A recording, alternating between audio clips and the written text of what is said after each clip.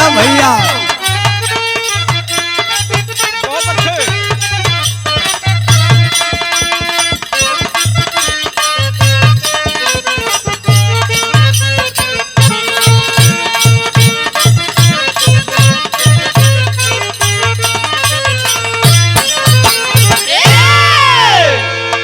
सम्मानित साथियों, आप ही लोग की मांग पर बिरहा मस्ती चैनल आदरणीय हमारे बड़े भाई अभिमन्यु यादव जी के देखरेख में एक पौराणिक बिरहा आप लोग के बीच में जा रही है।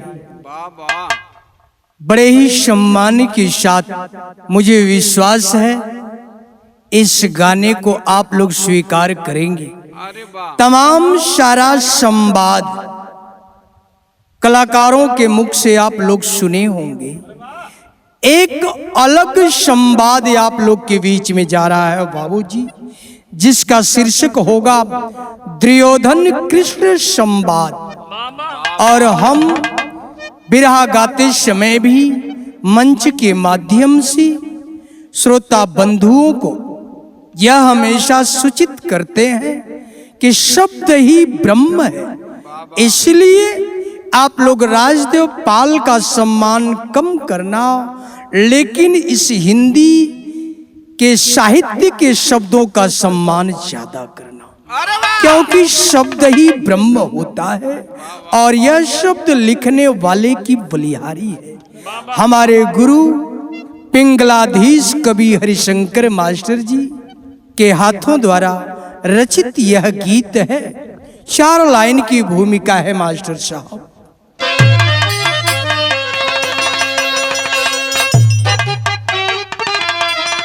ओहो बारे सुखई भैया तोरे जीवन का जलूसा बा।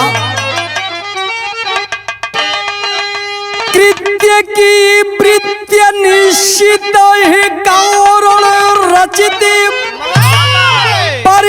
कारणि से संजोग ही है प्रणेता।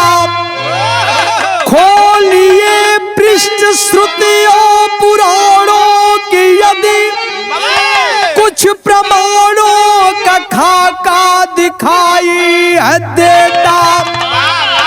गति समय की चले अनवरत दृष्टि गति, ये सुनिए व्यथा जब बीता है त्रेता। घनश्याम से जाकर पूछा दुर्योधन,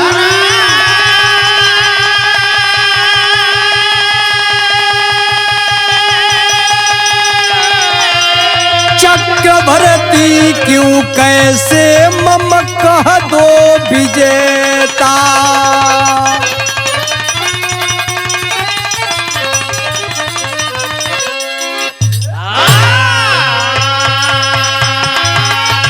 अरे जी हाँ भैया,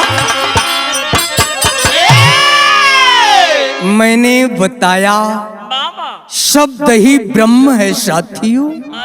कृत्य की वृत्ति निश्चित ही कारण रचित, पर या कारण से संजोग ही है प्रणेता। खोलिए पृष्ठ श्रुतियों पुराणों की यदि कुछ प्रमाणों का खाका दिखाई है देता। गति समय की चले अनवरत दृष्टिगत, एक सुनिए व्यथा जबकि बीता है त्रेता। घनश्याम से जाकर पूछा दुर्योधन, चक्रवर्ती क्यों कैसे मम कह दो विजेता। दरबार भगवान का लगा है सवेरे के समय। कन्हैया जी के दरबार में एक दिन दुर्योधन पहुंच जाता है बाबूजी, लेकिन देखिए भगवान मिलते कैसे हैं। एक लाइन कव्वाली का नमूना हो मास्टर साहब।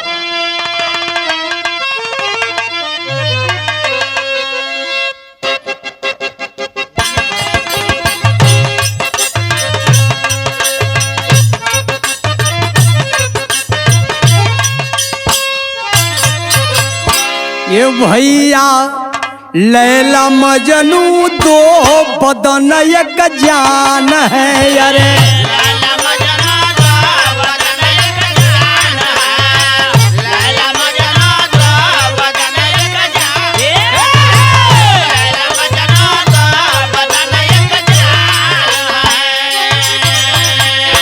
अरे लैला मजनू दो बदन एक जान है दोनों अपने प्यार में कुर्बान है अरे सही है मुमताज भैया।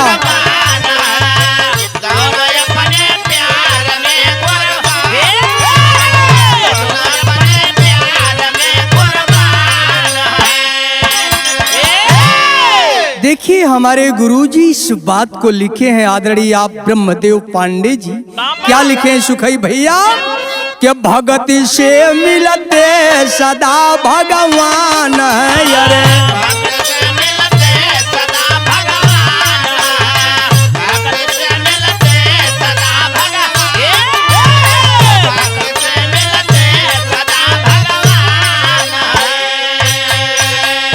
अरे भगति से मिलते सदा भगवान भक्तों का रखते हमेशा ध्यान है अरे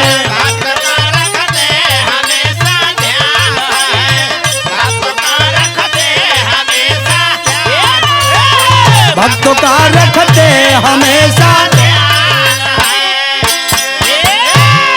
भक्ति से मिलते सदा भगवान है और भक्तों का रखते हमेशा ध्यान है। ख्याल करेंगे बाबूजी भगवान अपने भक्तों को यदि खाले गिरने से बचाते नहीं तो नारद मुनि की हजारों हजारों साल की जो प्रतिज्ञा थी भंग हो जाती। इसलिए हमारे प्रभु अपने भक्तों को खाले गिरने से बचा लिया करते हैं। लेकिन ख्याल करेंगे सवेरे की समय दरबार लगा था कन्हैया जी का। दुर्योधन के मन में एक बात आती है और उसी समय पहुंच जाता है। कहानी की शुरुआत है भैया, एक एक लाइन हो।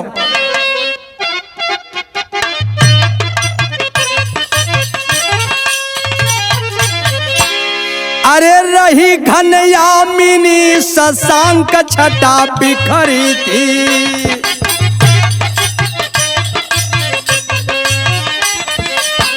उदित उदगण रहे जिनकी भी आभा निखरी थी।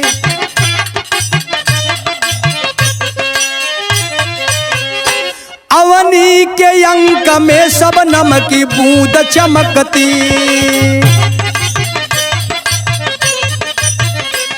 अरे दृश्य मनमोहता मोतियों से दमकती।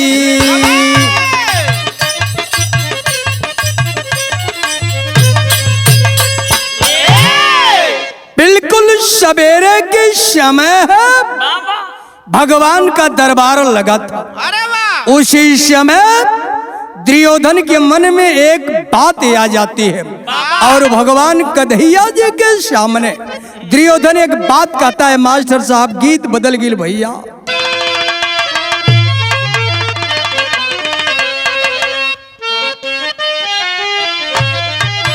ओह देखा, पहले मुर्गा बोले तो मतारी बहन कहे कि सवेरा होगा। मुर्गा बोलले पर एक पत्नी अपने पति को सवेरे जगाती है। कैसे भैया? कि मुर्गा बोलेला, अरे मुर्गा बोलेला बलमुआ जागा भोर हो गईल।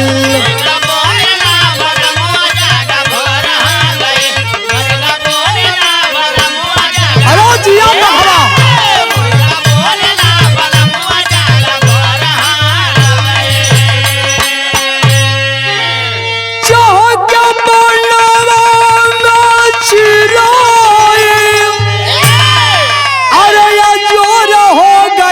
मुर्गा बोलेला बलमुआ जागा भोर हो गईल।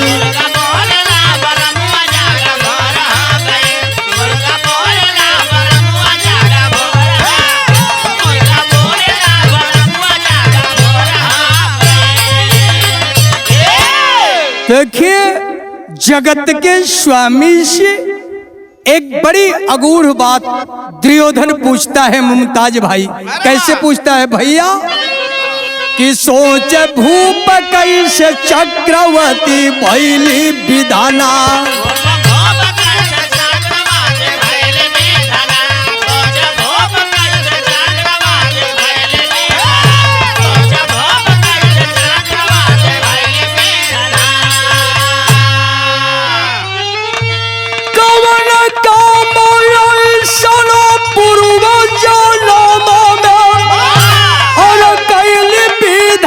हो सोच भूप कैसे चक्रवर्ती भैली विधाना।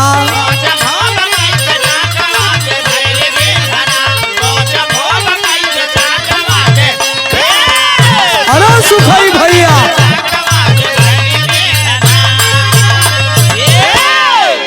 बड़ी अगूढ़ बात ख्याल कीजिएगा श्रोता बंधु। दुर्योधन भगवान से यही कहता है कि पूर्व जन्म में मैंने कौन सा ऐसा अच्छा कार्य किया जो इस जन्म में राजा हो गया। भगवान से दुर्योधन पूछा तो सुखई भैया, क्या करे कृपा से पवली दुनिया में ताज। या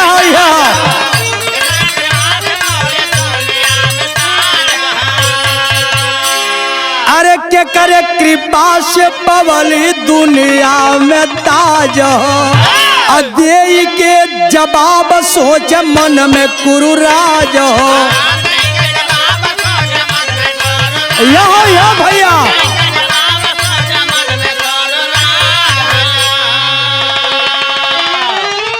क्या कर पानी क्या पवित्र धारा में। अरे नहाइली विधाना हो सोच भूप कैसे चक्रवर्ती भैली विधाना।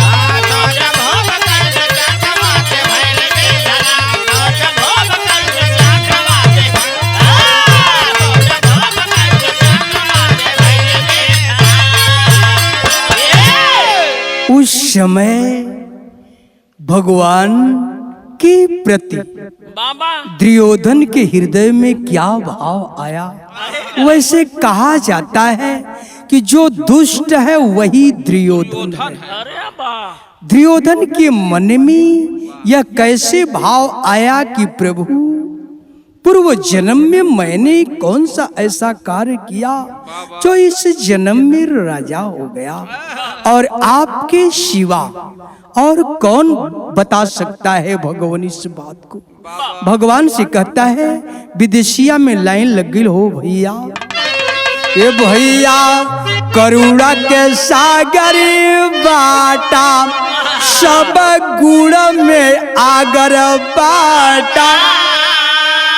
अरे धारा के प्रभा कर बाटा जसुदा के छई। ग्रसले बा चिंता भारी बोला आज चक्रधारी। चक्रवर्ती भैली कैसे बता दा कधाई। पूर्वजन के धर्म बाटा निज मोरा कर्म बाटा। अब सारा मर्म हम के बता दा जदुरैया।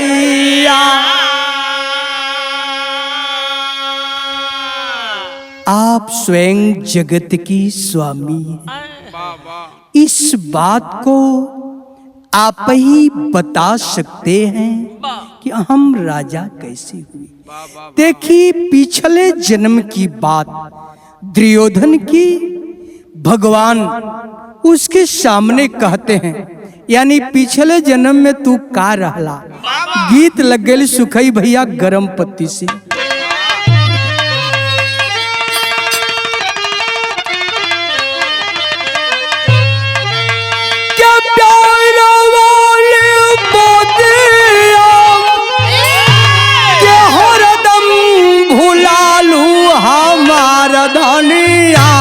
हमसे रोज कोहालू।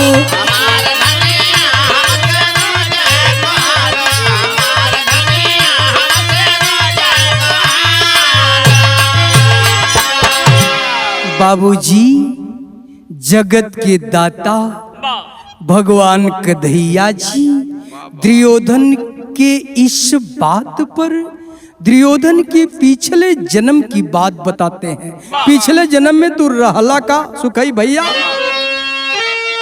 क्या विगत करो ख्याले होले और कहे सुखदानी रहला घर में भैया तिनी है परानी।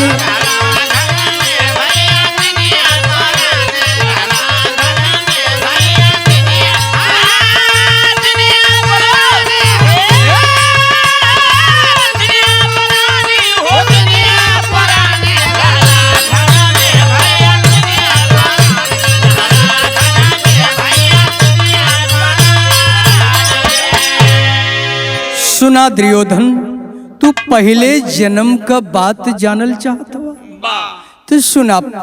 पिछले जन्म में जवान बेटवा तो ही रहला माई बाबू तोहार बूढ़ाए गए और गरीबी इतना लाचार तो कह देले रहल, इतना लाचार कह देले रहल कि माई बाबू और तू दुर्योधन कई दिन तक तोहार लोगन भूखा रह जात रहल।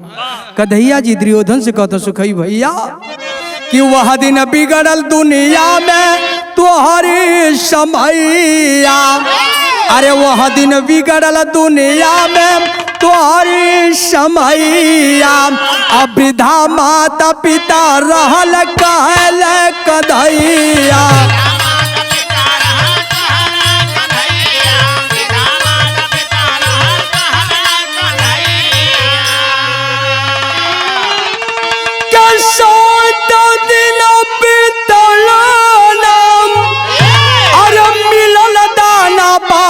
रहला घर में भैया तिनी है परानी। बोलो भैया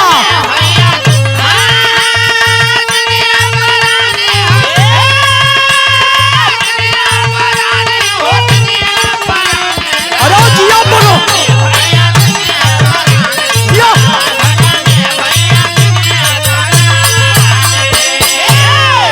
सुना दुर्योधन गरीबी इतनी लाचार कह देले रहल उस समय तो के माई बाबू और तू तिनिये परानी घरे में रहला और 7 दिन बीत गल तोहार लोन के दाना पानी ना मिलल।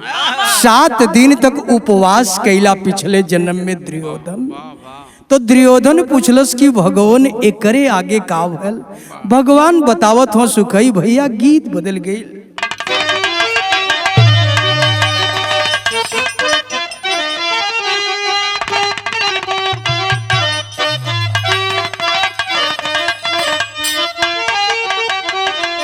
यह बात कहत हो का कि 8वें दिन कहीं से थोड़ा मिलल अन्ना दानावा भोजनावा। अरे भोजनावा बिना तरसत रहल नयनावा। भोजनावा बिना तरसत रहल नयनावा। भोजनावा बिना जिया सुखई भैया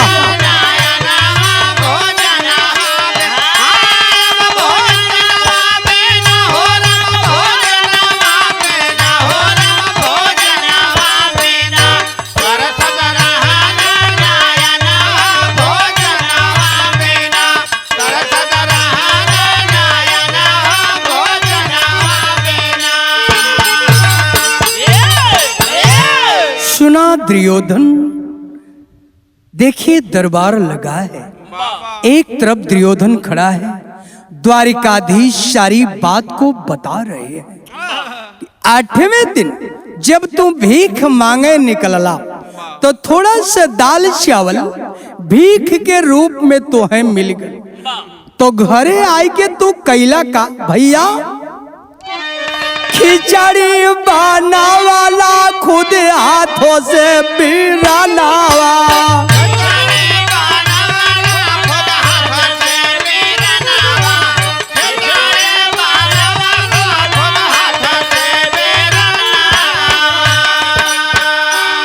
अरे खिचड़ी बनावाला खुद हाथों से बिरानावा। अति नहीं थाली में तू परोसला खुद खानावा। ये हम मुन्ना भैया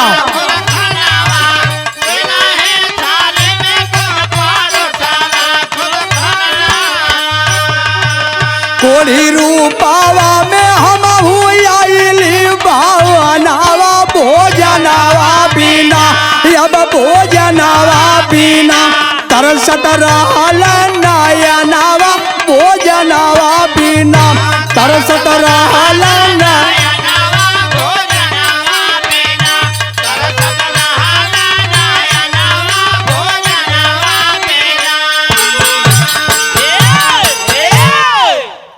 भगवान कहें दुर्योधन थोड़ा सा दाल चावल भीख के रूप में जब तुहके मिलल घरे आके खिचड़ी बनवाला। 8 दिन का भूखायल रहला।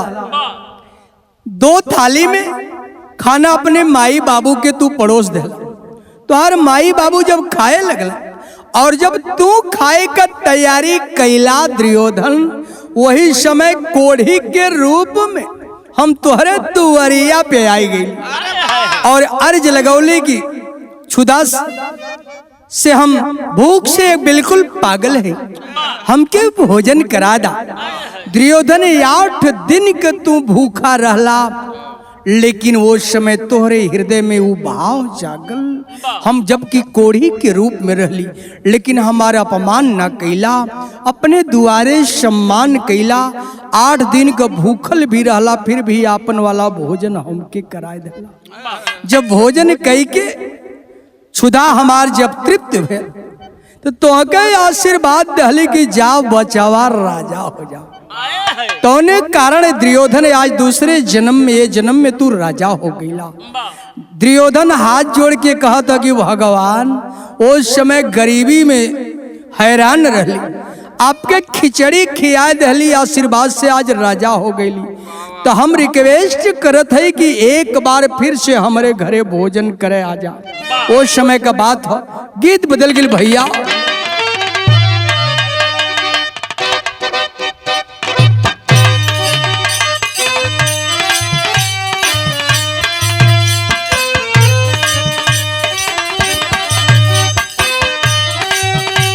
अरे जिया सुखाई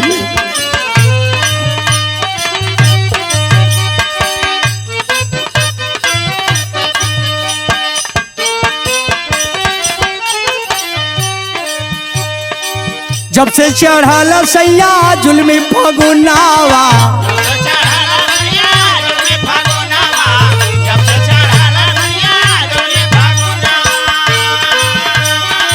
सोर मचावेला जुल्मी नयनावा।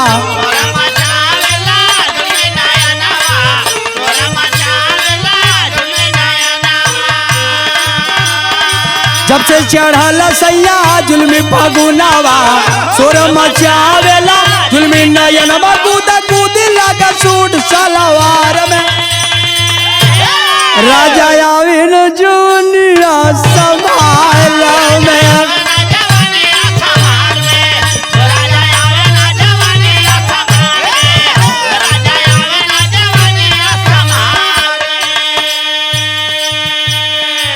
बाबूजी दुर्योधन अत्यंत खुश है और भगवान को कहा प्रभु एक बार हमारे घर भोजन करने चले आइए। लेकिन कैसे कहता है भैया चला बाबा।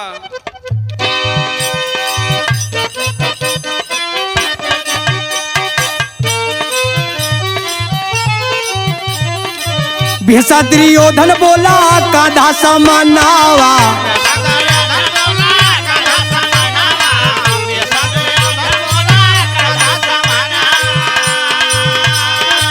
बिन स्वीकार कैला यावा भवनावा।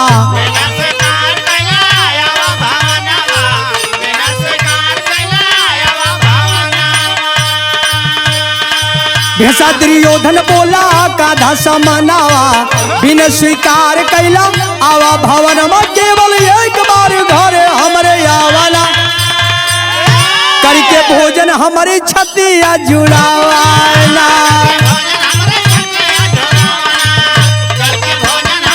अरे जिया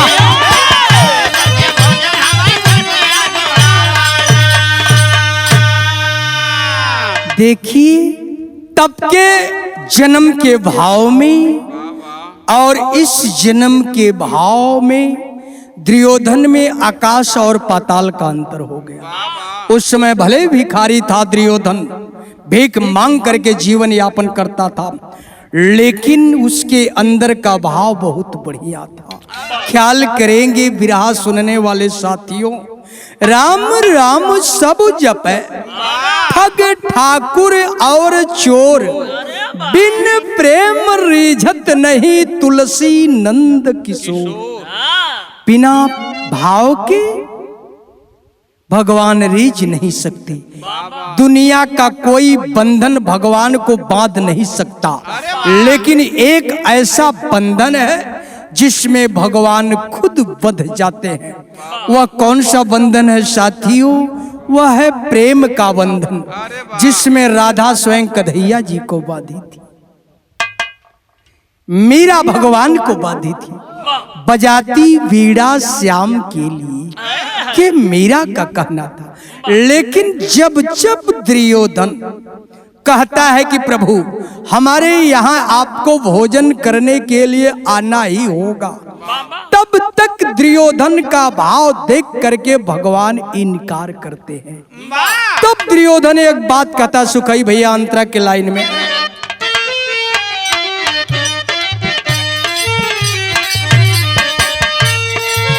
अरे है क्या कमी मुझ में बोला मुरारी,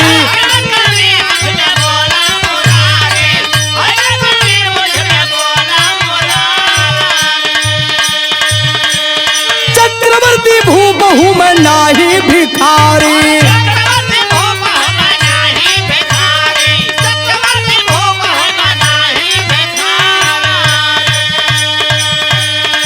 अंधन से भरल बाटी महलया टारी। यह भैया काहे इनकार करत बाटा मुरारी,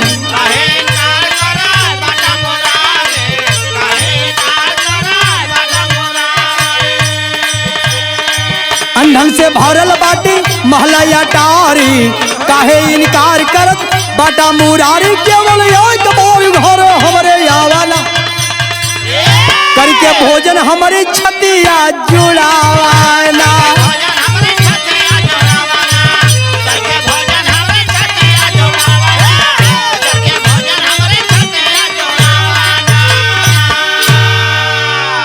बाबूजी, कभी कभी आप ही लोग के हृदय में सद्भाव जब आता है, आप ही लोग आपस में बात करते हैं कि दुर्योधन के मेवा का त्याग करके भगवान विदुर के घर साग रोटी खाए।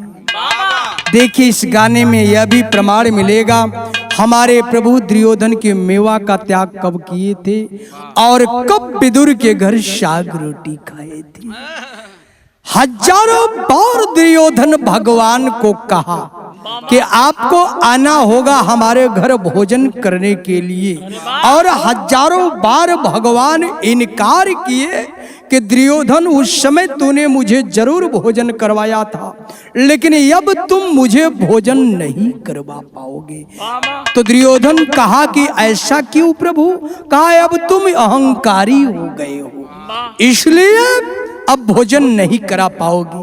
विरह शैली भाव टेरी में लग गए।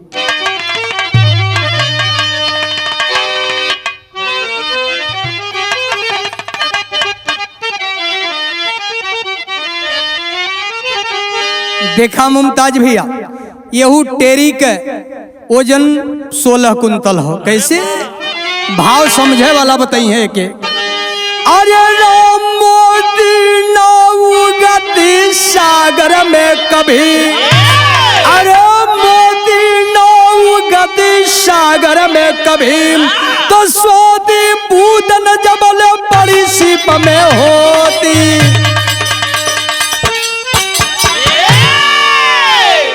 समझे वाला है कि समझिए।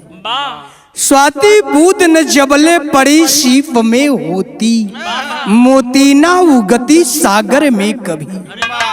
फिर से दुर्योधन भगवान से कहा, प्रभु ये लास्ट बार आपसे कह रहे हैं, हमारे घर आप भोजन करने के लिए आएंगे या नहीं? तो भगवान इनकार कर जाते हैं। दुर्योधन को क्रोध आ गया। भैया तो हुआ क्या मास्टर साहब? हो गया लाल गंधारी सुत के सौ से बोला बानी है। अरे हो गया लाल गंधारी सुत के सौ से बोला पानी है। महिपति के सामने भृत्य खड़ा फिर भी बनता क्यों सानी है। अब ये देखा, भृत्य माने भिखारी, महिपति माने राजा। दुर्योधन अपने के राजा समझा तो भगवान के भिखारी। कहा था कि महिपति के सामने भृत्य खड़ा फिर भी बनता क्यों सानी है। और दुर्योधन का कलश, मुमताज भैया क्या भूल गए तुम मकसूदन निर्धन भोजन करवाया था। अरे भीख के अंक में भीख दिया, स्वर्ण अक्षर नाम लिखवाया था। उ दिनवा भुलाए गई ना, जब भीख मांग के तो के खिचड़ी खियौली। तो अरे आशीर्वाद से आज महल अटारी कुल भरल हो, कोनो कमी ना हर राजा हो गई। तो कहता कि भोजन करे ना आई, जिद कर जाता है दुर्योधन। आखिर काल में भगवान दुर्योधन से कहते हैं कि हम आपके घर भोजन करने के लिए आएंगे, लेकिन एक बात याद करना है, आप मुझे भोजन नहीं करा पाएंगे। पापट में बात है।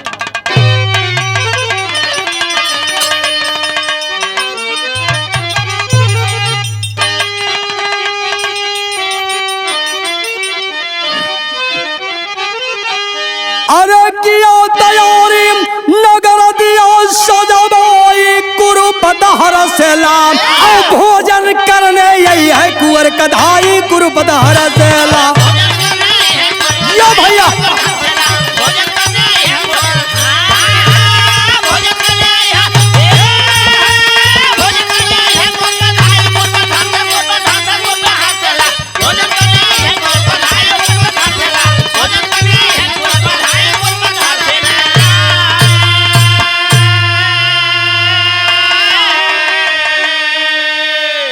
दुर्योधन अपने नगरी के सजावत हो मुमताज भैया। लोग पूछते हो कि क्या बात है, आज बड़ा खुश हुआ। दुर्योधन कहे कि हमारे यहाँ भगवान आज भोजन करे हैं, लेकिन भगवान कैला का सुख है भैया के समय के पहले मोहन पहुँचे। अरे कोढ़ी रूप सवारी हम बिना श्याम के मिली न भोजन, कहल सुत गंधारी हम। अरे जिद करने पर कोड़ा दिया बरसाई कुरुपत हर से ला, और नंगे बहुआ भागे सर लटकाई कुरुपत हर से ला।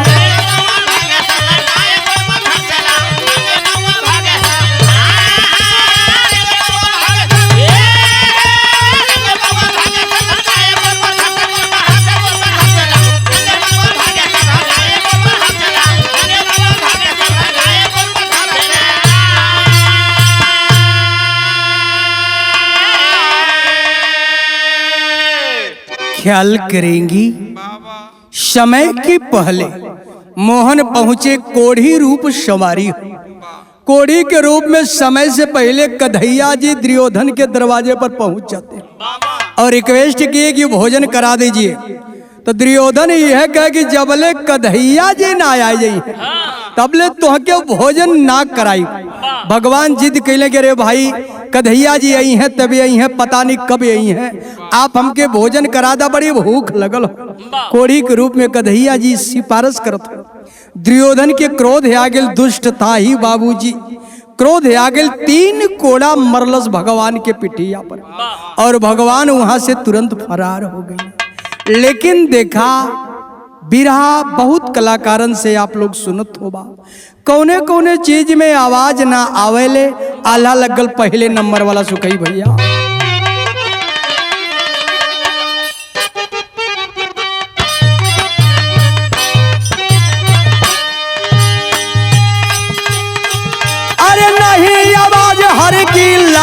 रति में हाँ लगते अंग अंग टूट जाए।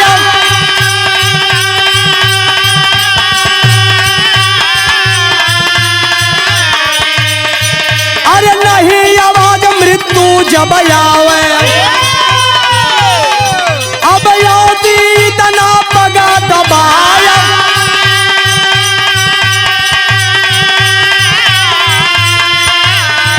अब नहीं आवाज दिनवा रतिया में अरे नित्य समय पर आवे जाया।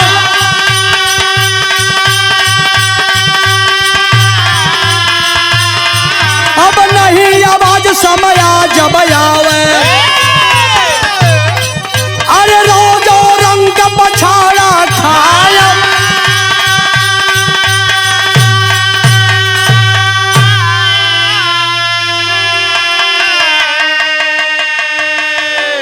ये सब में आवाज ना आवत भैया, नहीं आवाज हरि की लाठी में। बाबा मुमताज भैया इतना जल्दी भगवान नाराज ना होते, उनके दुनिया के लोग करुणा के सागर कहले, तो हमारे प्रभु इतना जल्दी नाराज नहीं होते। लेकिन जब नाराज होते हैं तो नहीं आवाज हर की लाठी में लगते अंग अंग टूट जाए। नहीं आवाज मृत्यु जब आवे आती इतना पग दबाए। नहीं आवाज दिनवा रतिया में नित्य समय पर आवे जाए। नहीं आवाज समया जब आवे समय के मारसी बड़े बड़े राजा लोग धराशाही हो गए। भगवान ये असली समय पर कैले का सुखई भैया आला दूसर का लग गल।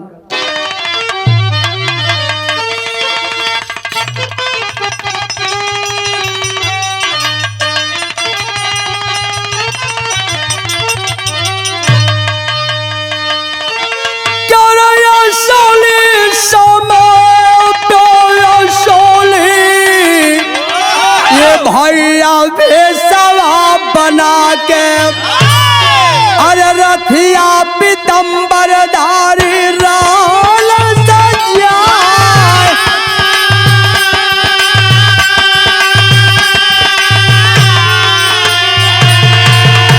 अरे रथिया पीतम्बर धारी राल सजाए।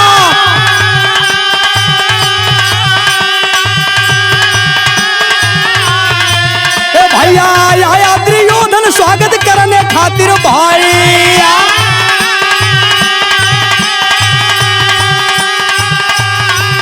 अरे डाटे भगवान हरिया सारथी देखा।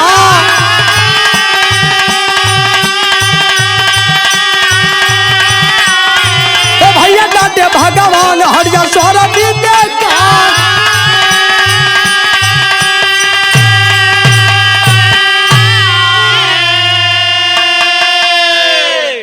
अब असली समय पे पीतांबरधारी अपने रथ को सजा करके पिछले बार समय से पहले पहुंचल न दुर्योधन अहंकार की वशीभूत होकर के अपने प्रभु को पहचान नहीं पाया।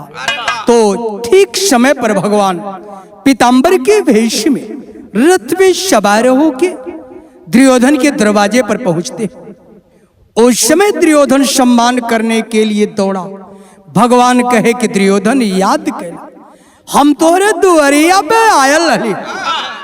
दुर्योधन कहे कि बचपन से झूठ बोलने की आदत पड़े भगवान, अब ते अपन आदत झूठ बोलने का छोड़ दा। भगवान कहे कि दुर्योधन याद कर हम तोरे दुआरी पे आल रही, भोजन भी तो से मंगली। दुर्योधन कहे कि झूठ बोलत हुआ। भगवान ने अपन पीतांबर हटौले मुमताज भैया तो 3 कोड़ा जो दुर्योधन मरले रहल पिठिया पर साट पड़ल। कहा कि थोड़ी समय पहले तोहरे दुआरी पर हम कोढ़ी के रूप में आल रही और 3 कोड़ा मरले हुआ, ना विश्वास करा तो हमार पीठ देखला। जब भगवान का पिठिया दुर्योधन देखल श्रमसी दुर्योधन का सर झुक गया साथी। लेकिन करे क्या, भगवान को आसन दिया, सम्मान के साथ बैठाया, लेकिन उसका हर बात भगवान स्वीकार नहीं कर रहे थे। उत्तम उत्तम प्रकार का खाना थाल में सजा करके हमारे प्रभु के सामने रख दिया गया। वाह लेकिन देखिए यह वही समय है आप लोग जब सद्विचार में आते हैं तो कभी कभार के लोग आपस में जब बात करते हैं कि दुर्योधन के मेवा का त्याग करके कन्हैया जी विदुर के घर साग रोटी खाए। यह वही समय है। आखिरी लाइन है विरह की।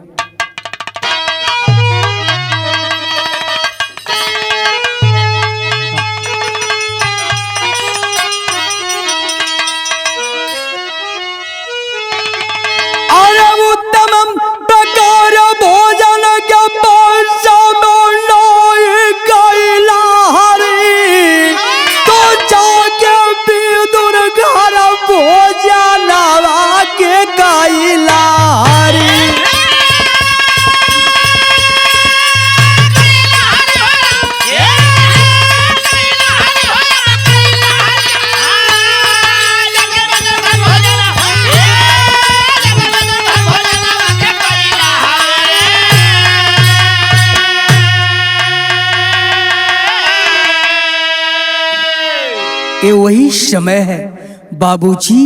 कहीं कहीं प्रमाण मिलता है कन्हैया जी विदुर के घर जब पहुंचते हैं उस समय मुमताज जी विदुरानी स्नान कर रही थी और जब उन्हें यह पता लगा कि भगवान हमारे दरवाजे पर आए हैं, ये प्रमाण है। ख्याल करेंगे आप लोग विदुरानी अर्धनग्न थी लेकिन भगवान के आने का समाचार जब सुनती है तो उन्हें कपड़े का भी ध्यान नहीं था। भगवान के प्रेम में दौड़ पड़ती हैं बाबूजी और देखिए केला का छिलका भगवान को खिला रही है। जो खाने की चीज केला के अंदर जो गुद्दा होता है जो खाया जाता है उसको प्रेम में आतुर इतनी थी विदुरानी कि उस गुद्दे को फेंक रही थी, केला का छिलका खिला रही थी भगवान को। भगवान ने विदुरानी के भाव को देख करके कितने प्रेम से छिलका खा रहे थे। उस समय की बात है सुकई भैया। तो साग रोटी विदुर घर मोहन खुद खाई और बेदवा पुराण जे कर करल बड़ाई।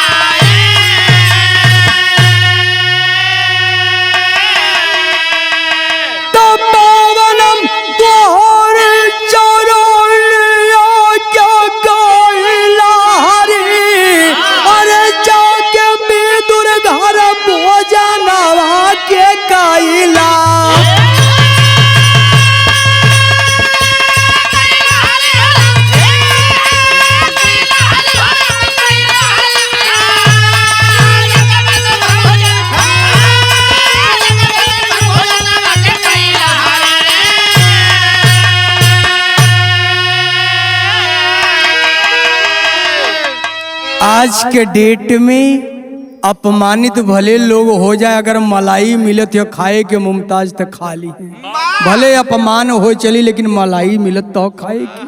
वो भगवान उस समय था तब मलाई से जरूरत नहीं थी, ऋषि मुनियों से और हमारे प्रभु से रसा स्वादन से कोई जरूरत नहीं थी। भगवान की भजन करते थे ऋषि मुनि और भगवान के नाम पर सूखी रोटी मिल जाती थी तो खा लिया करते थे। ये साधु संतों की बात है। तब हो सुखई भैया फूलों से सुरभित बदरा चौना गुरु नट खटके खासी पड़े हुए बसुही के तट पे और दुर्गा देवी बासी।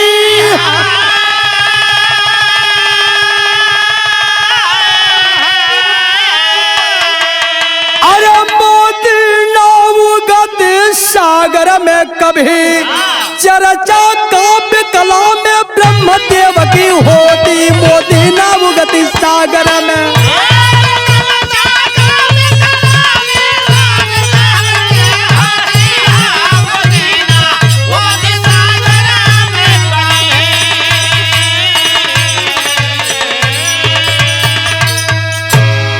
साथियों मैं अपने विरह को विराम देते हुए श्रोता बंधुओं से ये हमारा करबद्ध वंदना है, आप लोग इस चैनल को सम्मान देते हुए सब्सक्राइब करेंगे, लाइक करेंगे, शेयर करेंगे।